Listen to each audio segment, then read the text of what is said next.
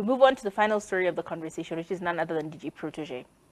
DJ Protege is a proper celebrity when it comes to the DJing world. Like, we've known him for a long time. And oftentimes you think DJs just make money from being DJs. Not DJ Protege. He actually was in the Airbnb industry. If you don't know what Airbnb industry is, I think now everybody does because of all the drama that's been going on. But it's basically you rent a house and then you let other people come and stay for short stays or long stays, and they pay you rent.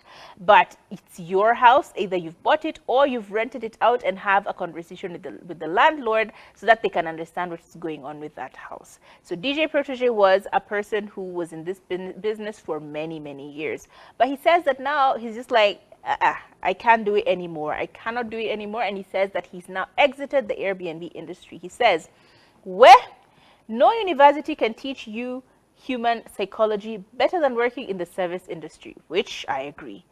Running on an Airbnb for 2 years gave me premium character development. Nothing would take me back. Shocking thing is that it comes from people who appear upstanding in the society. I've hosted pastors, foreign celebrities, a lot of married folks, Islam youth, people with top-of-the-range cars, you name it, all bringing a side piece, all expecting 5-star treatment and 3-star prices. I lost count of how many people we cosanad, some almost coming to blows. And obviously, it's a very beautiful apartment. I think we have pictures of it. It's a very nice looking apartment. It looks very well furnished and all of these things. He says most people register on Airbnb, and then because of the hefty commissions, people list unofficially on Facebook, and that is when the drama is like crazy. He even says, hold my beer. Mainly because owners keep quiet for the sake of attracting other clients and to avoid drama from the actual landlords, because you are subletting is why we don't hear these horror stories. And every time I've thought about getting into that particular business, because it's there was a time Airbnbs were killing it during COVID. No one wanted to stay home. Everyone wanted to be somewhere else. And if I can just pay 5K to be in a different house for a day, I am easy. We remember the drama from people renting Airbnbs and going with their boshos, their maharag, like going with all the cereals to boil them.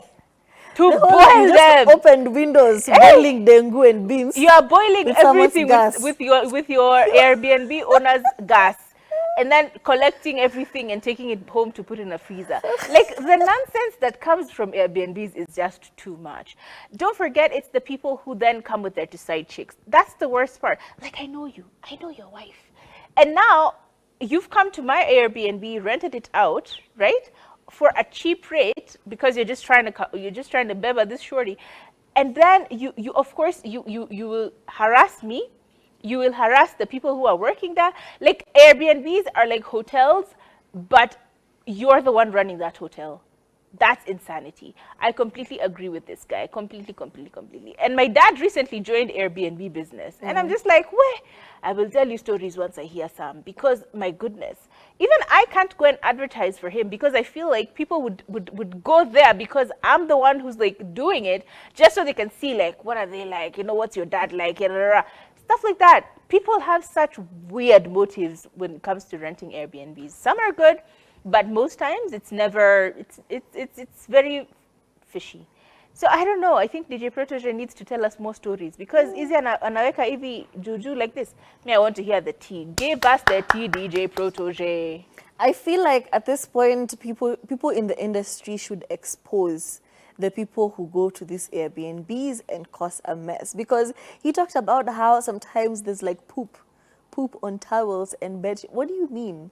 Why? What was the reason? It's a lot. It is.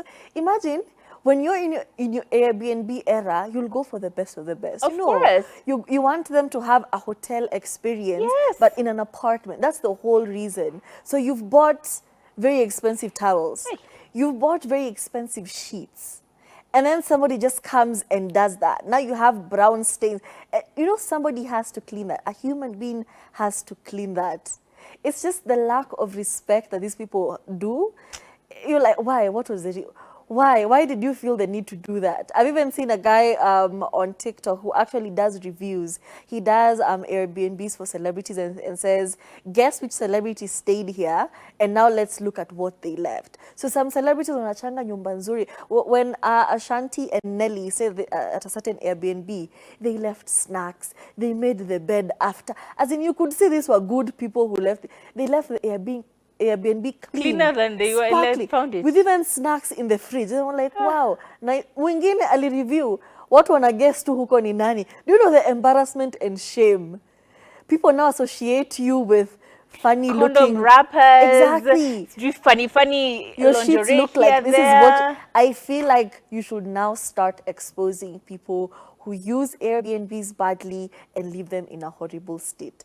Have you seen people who have to glue the fixtures? You know how when you decorate, you know, that's a small statue there, your flower vase. People are gluing it with hot glue kwa stand ndo isibebwe because some people will come shopping. But they're usually cute, you know. Even me, I have a kleptomaniac side to me. But I'm usually, I have this thing called home training. Yes. And shame. And I know that God will use me as an example. That's the only reason I don't steal. Otherwise, I'm not a very good person, you know. Stop doing this to people. These are people's business. And it's human beings cleaning up after you. Shame on you guys. Kwanza mapasta wako exposed. Kwanza pastors. Me, kwanza I want all the pastors to be exposed. The pastors who are going to Airbnbs. Were you going there with your wife? Am I going with the leader wa choir? Mwenye anataka kuwa second wife. We want to see that. We want to see what's happening. Even worse, let's not even talk about that. The ones who bring underage children. Hey, that's another thing. Oh, we need reform.